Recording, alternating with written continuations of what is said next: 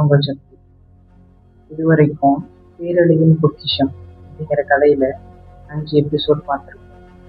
பார்க்காதவங்க அந்த எபிசோட போய் பார்த்துட்டு வாங்க. இப்போ நம்ம பார்க்க போற எபிசோட் 6 என்ன அப்படின்னா, என்னன்னு தானே கேட்குறீங்க?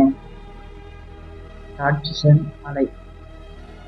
ராட்சச மலையின் வரலாறு, அதை பற்றி தான் நம்ம இப்போ பார்க்க போகிறோம். ராட்சச மலை, அந்த ராட்சச மலையோட வரலாறு இப்போ நம்ம பார்க்க போகிறோம். பல 100 ஆண்டுகளுக்கு முன்னாடி ராஜாக்கள் வாழ்ந்து கொண்டிருந்த காலத்தில் வேட்டை ராஜா அப்படிங்கிற ஒரு ராஜா ஆண்டுட்டு வந்தார். அவரோட ஆட்சி காலத்தில் அங்கே இருக்கிற மக்கள் எல்லாம் பசி பட்டினி அப்படின்னா என்னன்னே தெரியாத அளவுக்கு இந்த வேட்டை ராஜா ஆழ்ந்து கொண்டு வந்தார். கிராமமும் பார்க்கறதுக்கு அவ்வளோ செழிப்பாக இருக்கும்.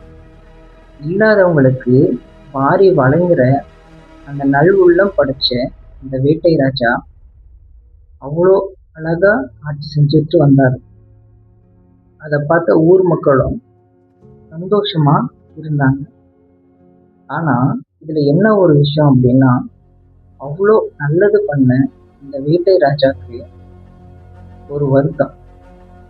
அது என்ன வருத்தம் அப்படின்னா, திருமணமாகி, அதாவது கல்யாணமாகி 10-15 வருஷம் ஆகி அவங்களுக்கு பிள்ளை பட்சம் இல்லை, குழந்தை இல்லை. அதை நினைச்சு அந்த ராணி ஏக்கத்துல தினமும் அழுதுட்டும் குழம்பிட்டும் இருப்பாங்க. அதை பார்த்த ராஜா அவ்வளோ கஷ்டப்படுவார்.